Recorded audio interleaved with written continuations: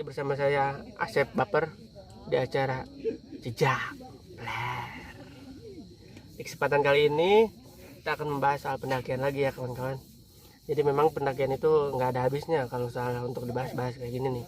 Apalagi cerita-cerita mistis atau cerita-cerita yang janggal, yang dimana para pendaki tersebut juga nggak tahu gitu bahwa akan mengalami kejadian-kejadian aneh. Salah satunya di narasumber kita kali ini yang sudah banyak mendaki gunung dan sudah beberapa kali merasakan energi-energi negatif dari gunung. Langsung saja kita panggilkan dengan Bapak siapa? Atau kenapa Pak? Ini Tangan saya rapat, tapi ini saya ceritakan lagi Pak. Tapi namanya siapa Pak? Bapak Jarot. Jarot ya. Oke ya, Pak. Coba ceritakan Pak. Gunung mana aja sih yang udah didaki dan seberapa mistisnya gunung-gunung yang udah Bapak daki? Jadi begini Pak ya. Ya, bagaimana Pak? Ini diangkat dari true story Pak. True story ya. Kisah nyata di balik kisah-kisah. Jadi kisahnya dibalik apa? Dibalik jadi kisah-kisah Pak. Kisah-kisah dibalik jadi kisah nyata. Ya. Ya mohon dipahami lah Pak ya. Ya begitulah. Ya begitulah. Jadi gini Pak. Dulu pada tahun 2017 Pak. 2017. Ketika saya memang waktu itu berumur 70 tahun. Ayeuna umur berapa? Sekarang memang mengalami kemunduran Pak. Penurunan. Ya, penurunan. Saya ceritakan lagi Pak kisahnya. Jadi dulu 2017 saya mendaki sebuah gunung. Gunung memang apa? gunung ini belum terkenal Pak. Oh, terkenal belum bisa. Orang-orang memanggilnya Gunung Bah Anom. Oh, pantas. Saya baru pertama kali mendengar itu. Ya. Jadi apa itu? Jadi gini Pak. Gunung ini memang memiliki kejadian mistis, terutama kepada diri saya ya. Saya yang mengalami sendiri. Pada saat itu kami dari geng rider Pak. Geng rider beranggotakan 5 orang Pak. 5 orang. Geng rider ini ada julukannya Pak. Apa tuh? Yaitu Rara Der. Wow, pemirsa. Itu dia rider Rara Der. Begitu ya. Bagus. Ini baru nih klub pendakian sejati pemirsa. Boleh ceritakan lagi Pak? Kenapa Pak? Mau apa? Kenapa? Sosok siapa ini? Aduh pemirsa, inilah yang tidak diduga-duga ini. Udah Pak, tadi kejadian aneh ini. Memang ada Apa yang itu? mau masuk juga Pak. Ada yang mau kenalan sama Bapak ya. Aduh, janganlah. Ya. Lanjut ke topik ya Pak ya. Iya, Pak. Tadi saya sampai mana Pak? Sampai tadi rider. Oh rider. Rara. Oke. Jadi beranggotakan 5 orang itu kami mendaki ya. Pukul 7 pagi kami berangkat dari Cipularang menuju kota Cimahi Pak. Cipularang masih Bandung Pak ya? Nggak tahu tuh saya. Oh saya juga lupa Pak. Ya, soalnya saya tinggal lama di sini. Memang kami berangkat jam 7 Pak. Nyampe pada Gunung Mbak Anom itu sekitar pukul 10 pagi. Nah di sana konon para pendaki juga pernah mengatakan seperti ini Pak. Apa tuh? Hati-hati terhadap pohon. Pohon itu bisa mengincar. Jadi begini Pak. Jadi maksudnya bagaimana? Maksudnya mengincar apabila Bapak kiih gitu. Kiih itu dalam bahasa Indonesianya apa? Kiih itu kencing Pak. Kencing. Ya, kiih itu bahasa Sundanya Pak ya. Kami orang Bandung emang sering pakai bahasa Sunda Pak. Siap. Kencing sembarangan di pohon ya, pohon itu akan mengincar. Kenapa mengincar Pak? Karena begini. Punya kaki? Bukan Pak. Kenapa? Pohon itu memang mempunyai penunggu Pak. Penunggu itu memang mereka tidak senang Pak apabila kita apa tadi Pak bahasa Indonesia Pak? Kiih. Bukan. Indonesia. Kencing.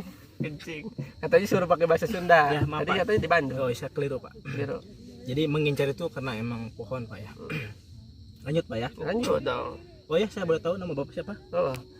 Asep Bapak. Jadi begitu Pak. Jadi yang mengincar ya. Mbah Anom ini memang memiliki banyak fenomena-fenomena ya, termasuk benda-benda pusaka ya. Dulu Pak ya. Wah, pemirsa, ini kejadian yang nggak diduga-duga lagi nih. Kayak ada yang mau masuk lagi ke tubuh peserta kita ini. Siapa deh? Botai. Pak, tadi saya lupa nama Bapak siapa? Nama saya Asep Baper. Asep Baper Pak ya. Ya. Oke. Tadi lanjut Pak ya. Kenapa pohonnya itu bisa mengincar? Oh, kenapa nih? Saya? Hah? Saya? Hah? Lala? Hah? Lala? Wah, lala saya, lala. Sia nya. Anu sok nimbun jeruk. Hah? Naon tuh? Paranggu anak. Aduh, lah si teh kunaon ke dieu lah. Nah, pemirsa, ini adalah salah satu fenomena yang tidak diduga. Jadi ini real ya. 100% real, nggak dibuat-buat. Bapak ngapain di sini? Tuh, kan ditanya saya. Bapak ngapain di sini? Siapa ya? Anda nanya siapa? Bapak lah, siapa lagi? Kan ini ada kameramen. Bapak yang pakai topi Vietnam. Waduh, tapi Vietnam. Ya, saya ke sini cuma mau menceritakan kisah-kisah Jangan dari menceritakan itu privasi saya, Pak. Waduh, kan tapi kan yang cerita bukan saya, Bang. Sama aja, Pak. Wah, Ya, Lala ini kok badat suaranya ya? Coba, Lala. masukkan lagi, Pak. Oh, kemasukan apa ini sekarang? Maaf Pak ya. Oh ya, oh udah sadar Anda. Nama siapa? Tadi saya Lupa. Wah, inilah sekali kerasukan lupa ingatan. Bisa Bapak ceritakan Apa yang saya ceritakan? Bapak yang harus diceritakan ya. cerita apa aja Pak? Ya, tadi sempat ada Lala di sini.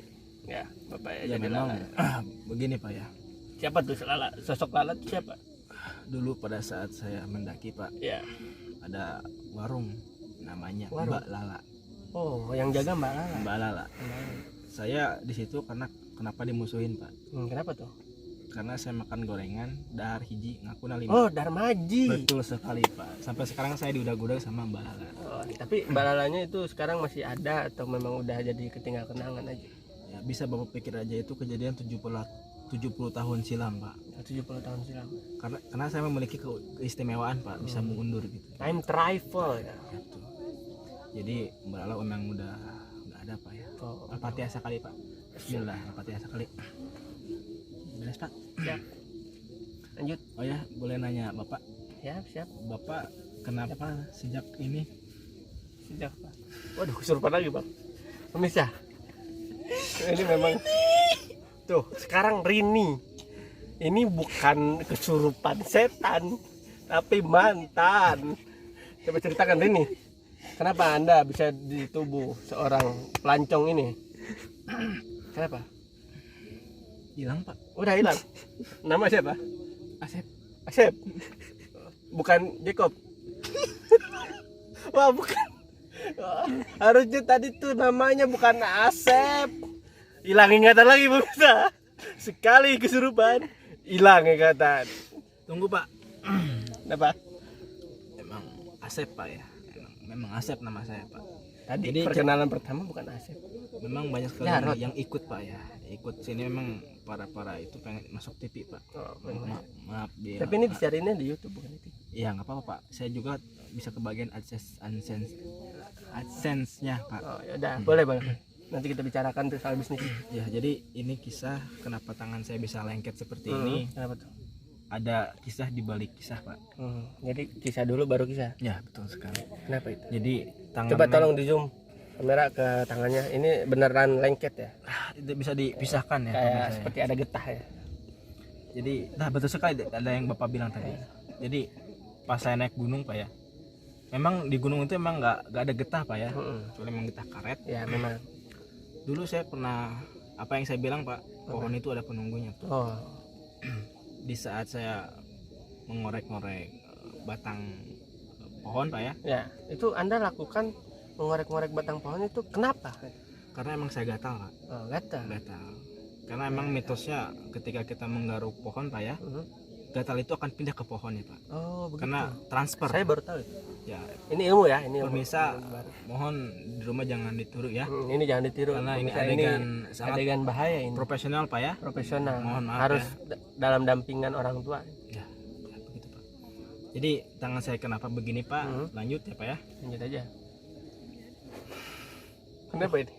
Ada Saya lagi? emang Oh, bukan. rada-rada jadi melawan Asma. dengan bukan Pak, aura negatif saya lawan Pak. Jadi makanya saya terlalu bergairah Pak. Yang mau dikata. Ya. Ini lengket emang karena getah Pak sih ya. Oh, getah. Emang ada aura misi juga emang ada. Tapi ini bisa disembuhkan atau memang akan seperti ini terus? Ini sepertinya